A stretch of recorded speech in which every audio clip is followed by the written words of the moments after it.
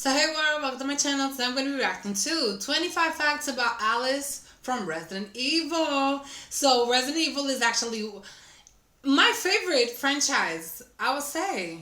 Of like, franchise, I'm not even going to say horror. I'm going to say like, as a franchise, my favorite. It is really. Because I didn't know anything about Resident Evil when I started watching. Because in my country, like on the holidays, they always put movies, and it's always the same movies. So I usually watched the first Resident Evil, but I never knew there was more until they started playing the other movies. And and for one Halloween, I was like, yeah, I'm gonna lean into the horror. I watched a lot of shows. I watched a lot of movies, a lot of horror movies. I started the Chucky movies and then the series, and I was like, yeah, let me get into the Resident Evil and let's see what this is about. So spoiler alert, amazing. It has everything that I love: zombies, clones, swords, like when she used the katanas. Oh, that was amazing. Like, and 6 movies, so we got a lot of story to cover. So yeah, and when I find out that Alice was not even a character in the Resident Evil games, they created that character specifically for that franchise, and I was like, what? Like, this story was so good, and it was so like complicated, and it was 6 movies. So how did she not exist already? Like, what are the games even about? If they don't have Alice, like, that's gotta be weird. Cause I never played the games. Maybe one day if I get, I don't know, a PlayStation, maybe I'll play it. But I don't know. Like, the movies were so interesting because of her. So how could the games be interesting if she's not there? Because I did watch the new movie from Resident Evil, which was based on the second game, I think. And it was good, but it was not, a movie with Alice. So I don't know. Maybe the game is different, though. I don't know. But yeah, enough stalling. Let's get into this video and see what facts he's gonna talk about. I don't know if I'm gonna know any of the facts, but let's watch. Ink ribbon. Since she's the most popular character in the entire Resident Evil franchise, Exactly. and because you have been begging in the comments for years now, 50. I am finally going to do a facts video on one of the most duplicated characters in the series. Duplicated. So sit back and cuddle up with all of your clones as we dive into the lore. Just as a disclaimer, some of the information comes from the novelizations of the films, and some comes from the films themselves, but regardless, it's all technically canon and official, so just throwing that out there. Alright. And with all that, from tickling tasers to taking over Las Vegas, here are 25 facts about Alice. Alice grew up in Columbus, Ohio, and began learning martial arts when she was a teenager. During this training, her sensei taught her the importance of entering a trance-like state during times of extreme conflict, which helps her remain calm instead of panicking. That doesn't make sense. So who are they talking about then? I mean, like I said, spoiler alert, in the last movie, we found out that she's a clone. She's not the original. The original was the woman that had the disease where she aged really fast. So she was old. She was never like an adult. She went from a kid and an adult and like old really fast. And like the Red Queen, the artificial intelligence, was her as a kid, and then Alice was her as an adult, and then she was old. But I mean, I guess maybe they're talking about, because then she got the memories from the original Alice, but her name wasn't Alice, I think.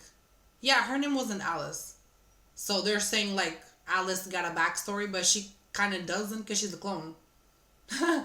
But then she got the memories back from the original that she was created from. But maybe they're talking about those memories. I don't know. In the 90s, Alice was an employee for the U.S. Treasury Department. The scar that Alice has at the beginning of the first film is never explained in the movie, but we learn in the novelization that while living in Washington, D.C., she was attacked... What's a novelization? Novelization? What is that? A novel? So, a book? They made a book? Alright, so maybe she does have a backstory. No, because in the film she said she doesn't have any memories before the hive. So she was created in the hive. So she had a scar. It was because it was a nothing. I don't know. Attacked by a mugger, and even though she was able to fight him off, he managed to cut her left shoulder with a switchblade and left a pretty big scar, making recovery difficult since she was left-handed. The reason Alice ended up working for Umbrella was actually because she got rejected for a position with the Secret Service due to sexism, and then she accepted a job offer for Umbrella in 1997 and started training with Umbrella's security division to begin her new job in Raccoon City. The first film has an unused alternate ending where Alice walks into an Umbrella facility and fires a special grenade launcher at security guards. Really? The novel for the second film helps explain a few gaps about Alice's mutation and appearance, like how her hair suddenly grows back and all the cuts from broken glass on her feet were now healed. The mansion where the first film begins is called Looking Glass Mansion and is the port of entry to the hive. Alice was placed there along with Spence to protect it under the guise of being a married couple. In real life, the mansion is called Schloss Lindstedt and is located in Potsdam, Germany, and was used as barracks in World War II. The mansion also made Alice restless since she and Spence mostly sat around doing nothing for months on end. In order to keep her happy, Umbrella did various things, including making sure the library in the mansion was stocked with her favorite books to keep her entertained. At the end of the second film, when Alice wakes up and takes out all the scientists, a security guard tries to tase her, but she is unaffected.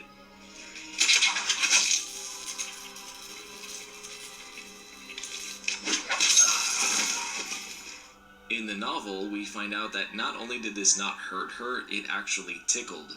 On top of this, she describes her thoughts as she discovers her abilities, like being able to kill a guard who was watching her through a camera by simply wishing he would stop talking. In Afterlife, we see her use a shotgun loaded with custom coin rounds, possibly with quarters. This is actually a real thing that can be done and was tested with pennies about 3 years ago. Apocalypse is the only time Alice is depicted smoking. Milla Jovovich was trying to quit smoking after the first film and successfully quit in 2007.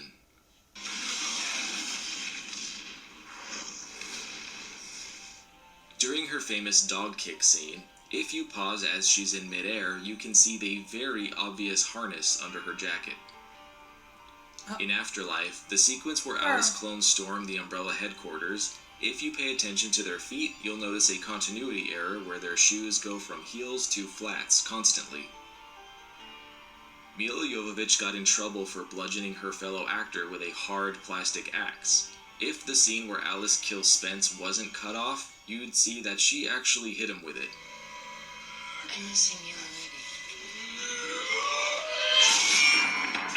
Producer Jeremy Bolt also experienced a black eye in the ending scene where they are taking Matt away. Damn, she was hitting everybody. Why was the producer disguised? Girl, sit in a chair and produce the movie. Why?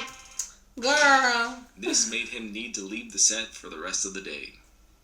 The actor... You got a black eye and you have to leave the set for the rest of the day? Pussy ass. Oh my god. Oh, I have to leave for the rest of the day. The actress that was originally slated to play Alice was actually Sarah Michelle Gellar. No way. The amount of nudity and violence led to her being recast. The Alice clone we see at the beginning of Extinction is Clone 87. When the giant pile of Alice clones are shown, there's supposedly 86 dead clones in the pile, but I was only able to count 52 of them. So if you want a fun challenge, you can go and count them. Okay, but how was there supposed to be 80, but you only counted 50? We see Clone 88 accidentally woken up during the fight with Dr. Isaacs, and she is unable to breathe at first, which Alice just assumes she's dead. Yeah, but then she comes reality, back. This is just the same thing that happens in the lungs of a newborn baby, where the lungs are filled with fluid and deflated until a baby takes its first breath. But then how did she come back? The super undead that are introduced in the third film are made using a serum containing blood from the Alice clones. Yeah, they said in the movie. In Afterlife, a small army of Alice clones... How is that, like, it's facts about Alice. He said that the super zombies were made from her blood. Okay, it's made from her blood, but it's not a fact about her specifically.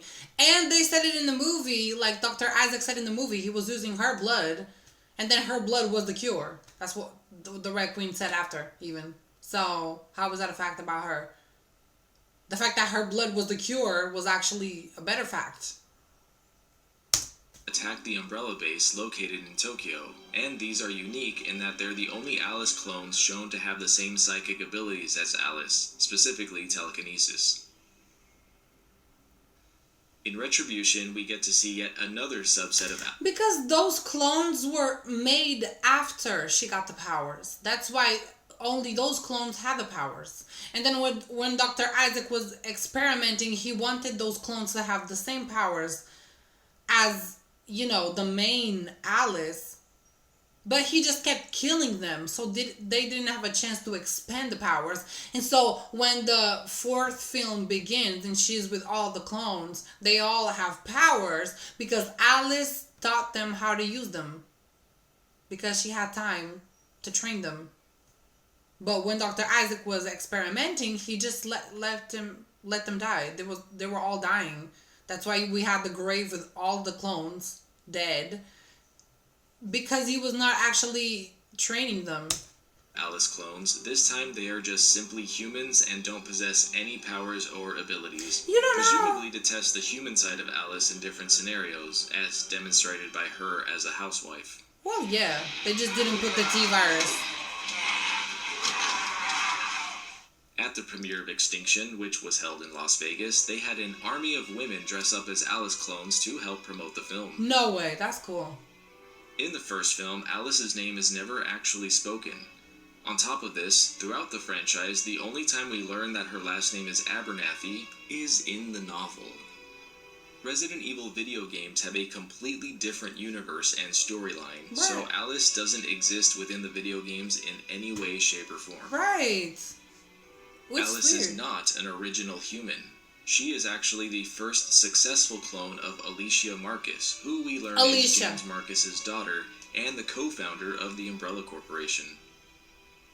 Alice was born with a genetic condition called progeria, which causes many symptoms including rapid aging and early death, with people living about an average of 15 years. James Marcus struggled to find a cure for her and ended up inventing the T-virus, which cured her, among other things. But that was not about Alice. That was Alicia. Alicia grew up with the disease, and then they made the clones of her because she wasn't, because they never knew what clones. That's why Alice thought she was the original, because Alicia was never like an adult. She just grew too fast, and then she was an old lady.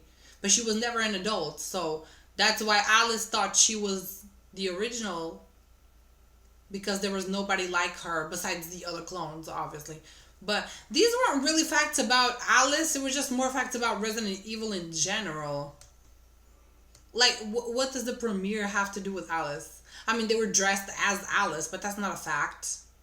Well, it's a fact because it happened, but it's like, it's a fun fact. It's not a fact about the character itself. Whatever your feelings about the film franchise are, I hope we can all be civil in the comments section, but I already know how the internet works. Oh, I so love instead, it. I'll It's just one of say the best franchises. I don't Happy care. April 1st. I don't know why people hate it. They just hate it because it's a woman. And she has superpowers and she can kill all the zombies no matter how big they are, and the fucking monsters, and girl, it's an amazing franchise. Don't even. Be sure to tell that like button that your name is Alice and that you remember everything. And for more Resident Evil content, be sure to... My name is Alice, and this is my story. check I out love the that. literal hundreds of other videos I have on my channel. Oh, my favorite line, though, is the Red Queen. You are all going to die down here. And I'm sure something there will tickle your pickle. Be sure to drink some Tickle your water, pickle. and until next Well, time, bye. I'm Kai Morgan, and as always, thanks for watching Ingriven. Yeah, I'm confused. This is not actually facts about her specifically. And what are novels? I also don't know. But I also didn't want to react to this video specifically about the facts. It was more because I wanted to share my love for Resident Evil. Yep. I also watched the show on Netflix, which was also different from the games, and people were hating on it, and it got canceled after just one season. But I also loved it. So, maybe the problem is the fans of the games. Because Alice didn't exist in the games. They made a whole franchise. They created her, basically. Then they made the Netflix show. They tried to do something different. It worked for me. It was really good. And then they canceled it because the majority of people didn't like it. Like, that is so dumb. Like, at least they finished the movies, the franchise. At least they made the 6 movies and they didn't cancel it halfway. At least there's that, because that's fucking iconic. That's such an iconic franchise. What? And for her to not exist in the games where the films are based, and they it created her just for the movies. She made the movies interesting. Her story, her fighting, her powers, her clones. She made the movies. Okay, so y'all that are fans of the game and are mad, y'all just mad because the movies are more interesting than the game. Is that it? I never played the game, so I can't say for sure, but it gotta be the only reason, But yeah, I just wanted to share a little love for Resident Evil, a little love for Alice. The video overall was good, so yeah, but But yeah, if you guys enjoyed this video, please leave a like, consider subscribing. Let me know your thoughts on Resident Evil, game, movies, shows, everything. And I'll see you on the next one. Bye.